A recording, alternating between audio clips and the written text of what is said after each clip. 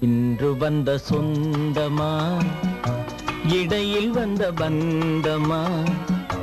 தொன்று பல ஜென்மமாய் தொடர்ந்து வரும் இன்பமே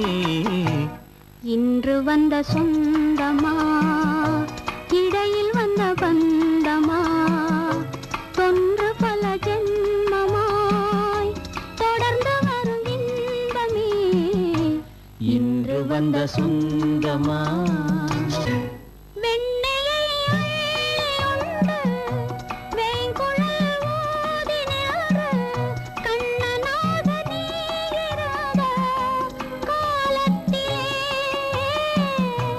என்னையே கொள்ளை கொண்ட